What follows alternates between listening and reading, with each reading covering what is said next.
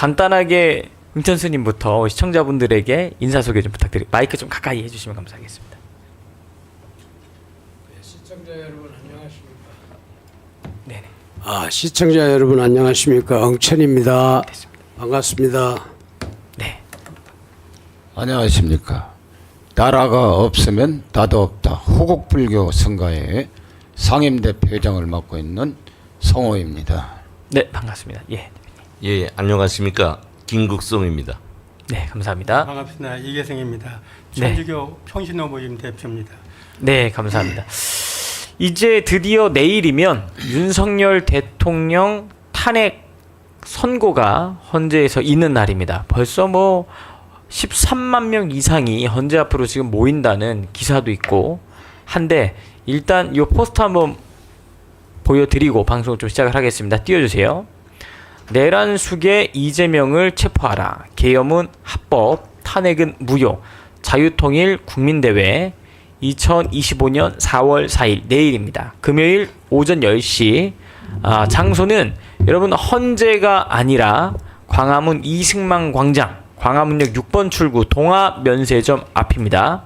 그리고 교보 앞에도 저희가 또 무대를 설치하고 있거든요. 대상은 애국 청년 성도 어르신들, 대한민국을 사랑하시는 모든 분들은 함께 해주시길 바랍니다.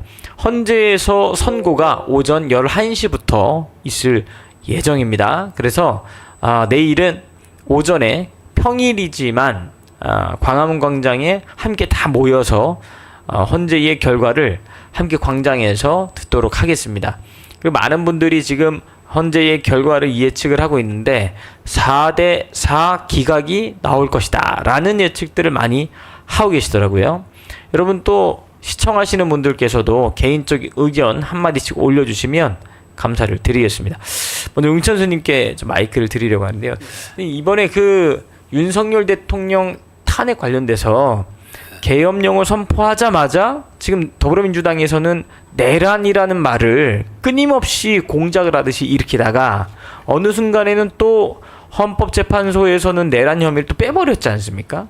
그런데도 아직도 뭐 내란 수괴다라는 말을 하면서 헌재를 압박하고 있고 어제 보니까 화염병을 만들어서 헌재가 만약에 기각을 하면 화염병을 던지겠다라고 하는 개딸 세력들의 커뮤니티가 저 이따 사진도 좀 보여드릴 텐데 그런 얘기들이 많이 또 일어나고 있더라고요. 이번에 결과 좀 어떻게 보시는지 한번 부탁드리겠습니다. 제가 감기가 좀 들어가지고 이해를 하십시오. 목소리가 좀 그렇습니다. 이번에 그 탄핵은 사기 탄핵으로 알게 된 진실은 민주화 운동이 아니라 공산화 운동이었습니다. 국정마비의 윤석열 대통령의 계엄령은 우리 대한민국 국민들, 잠든 국민들을 일깨우는 신의 한 수, 완전 계몽령 아니었습니까? 그래서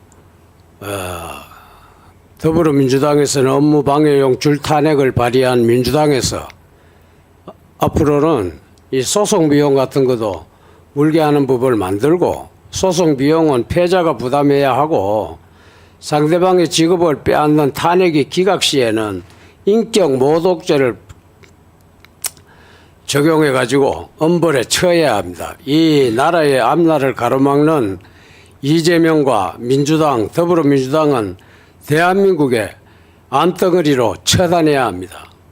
왜냐하면 우리나라를 전복하려는 빨갱이들과 함께 살 수는 없는 거 아닙니까? 부정선거 카르텔과 종북 좌파 극자들을 몰아내고 무너져가는 우리 나라를 바로 세우려는 윤석열 대통령과 우리 국민들은 자유 대한민국을 지켜야 합니다. 그래서 저는 내일 이제는 시간이 왔습니다. 스님이 생각하기에는 5대3으로 기각이 확실합니다. 감사합니다. 네, 감사합니다. 성우스님도 관련해서 한 말씀 좀 부탁을 드리겠습니다. 어떻게 좀 보고 계시는지. 먼저 오늘 전광훈 목사님이 같이 오기로 했는데 지금 척추 측만증으로 갑자기 지금 병원에 입원했답니다. 참 정말 초인적으로 이 수년 전부터 이 전광훈 목사님이 안 계셨으면 이미 이 나라는 적화 끝났습니다. 좀 빨리 개회되기를 바라고요. 저는 이 4월 4일이면은 필사직생이라는 그런 생각이 나요. 죽을 사자 두 개인데 사람이 죽으면은 저승으로 가는, 저승에서 또 죽으면 살아 돌아온다. 뭐 각하든지 뭐 기각이든지는 모르겠지만 죽었다 이승에서 죽으면 저승으로 가네. 또 저승에서 또 죽을 사자니까 죽으면 또 이승으로 돌아오잖아요. 돌고 도는 윤희 속에서 반드시 살아 돌아와서 이 빨갱이를 이 나라가 아니기 때문에 우리 국민이 주권 되찾아주는 이런 날이 반드시 역사에 기록되리라고 저는 확신합니다. 네, 감사합니다. 김국 선생님께 질문을 드리려고 하는데요. 이번에 이렇게 윤석열 대통령의 계엄 이후에 내란 선동을 일으키면서 사실상 윤석열 대통령이 당선이 되기 전부터 탄핵하겠다라는 이야기를 계속 그 겁박을 하면서 광장에 모여서 이러는 공작 모의들을 계속 해왔었잖아요. 근데 누구보다도 잘 아시겠지만 그러한 이 윤석열 대통령 탄핵 집회 이면에는 지령이 끊임없이 내려왔다라는 정황도 사실 많이 포착이 되고 있고, 또 윤석열 대통령이 당선된 직후부터는 간첩단 사건들에 많이 좀 적발이 되고 있는 상황이지 않습니까? 네. 그러니까 지금까지의 일련 상황들을 바라보면 윤석열 대통령 탄핵, 이것이 처음 공작이 아니고 지금까지 끊임없는 공작이 있었던 것 같은데요. 여기에 대해서 한 말씀 부탁을 드리겠습니다. 예. 오늘 이렇게 우리 정광훈 목사님이 참석해서 방송을 해야 이 방송이 더 빗나갔는데 이렇게 이제 건강에 몹시 힘들어 가지고 못 참가했는데요. 이제 그 목사님께서 질문하신 여기에 대한 답변은 그렇습니다. 우리 국가와 국민들이 북한을 쉽게 보는데요. 그렇게 보면 안 돼요. 역사적으로 우리 대한민국에서 일어나는 모든 난동 사건들은요, 북한으로부터 내려옵니다. 그래서 북한의 모든 지령 하에 여기에 펴고 있는 흔히 말하면 좌파 세력, 반국가 세력의 책동이 이루어지는 거죠. 이번에 가장 우리가 느낄 수 있는 것은 뭔가 하면 우리가 좌파 세력, 반국가 세력 하면 무슨 간첩에 몰두하고 그랬지만 공식적으로 이번에 이 윤석열 탄핵을 주도한 핵심 중심 세력은 민주당입니다. 민주당. 민주당이 윤석열을 내란 수계로, 내란 우두머리라는 회개한 딱지를 붙였고요. 그걸 가지고 오늘과 같이 우리 국가를 혼란 속에 몰아넣어 가지고 우리 자유민주주의 체제를 허물고 북한의 사회주의 체제로 가기 위한 이런 망동을 부리고 있는 거예요. 무슨 말을 하고픈가 하면요, 오늘날의 민주당은 우리 국민, 좌우 국민들이 다 보고 있는 것처럼 우리 대한민국 체제를 위한 당이 아니다. 응? 좀 심하게 말하면 북한 노동당의 한국 지부당으로밖에 볼 수 없다. 저는 그렇게 생각합니다.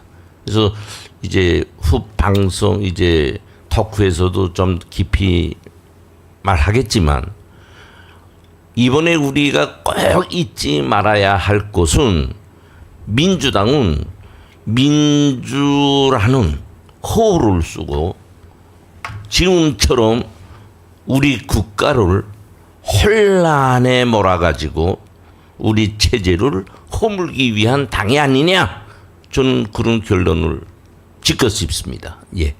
네, 감사합니다. 이혜성 선생님도 한 말 좀 부탁드리려고 하는데요. 이번 탄핵 정국에 들어가면서 지금 뭐 내란 수계다라고 하면서 선동의 분위기가 장난이 아니었습니다. 근데 결국에는 광화문에서 그 불씨를 잠재우고 여론의 반전을 맞이했는데 그 광화문의 역할이 사실 거의 절대적이었다고 보거든요. 대표님 한 말씀 부탁드리겠습니다.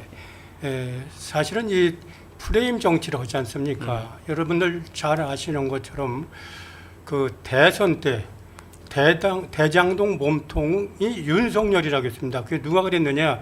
이재명이가 그랬습니다. 지가 몸통 아닙니까? 그리고 이번에도 윤 대통령이 얼마나 답답했으면 계엄을 선포했겠습니까?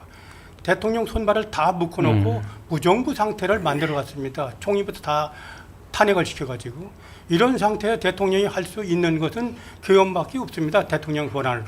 그런데 대통령이 이렇게 무정부 상태를 만드는 이재명 민주당이 내란 개수인가? 그다음에 이런 무정부 상태에서는 이 나라를 운영할 수 없다 그래서 계엄을 선포한 대통령이 내란 개수인가? 이건 국민들이 다 판단해서 알 것이고 이것을 잘 국민들이 몰랐습니다. 그동안 몰라서 이렇게 덮어져 있는데 윤 대통령이 바로 계엄을 선포함으로써 광화문에 와 있던 분들이 아 이것은 바로 프레임을 씌워서 대통령을 퇴진시키기 위한 이재명 민주당의 작전이다. 이걸 알게 된 겁니다. 뭐 제가 지난번에도 다녀서 말씀드렸지만 천주교 교인이 처음에는 한두 명씩 오더니 나중에는 대량으로 지금 차를 대절해갖고 광화문 집회에 나오고 있습니다. 왜 그러냐?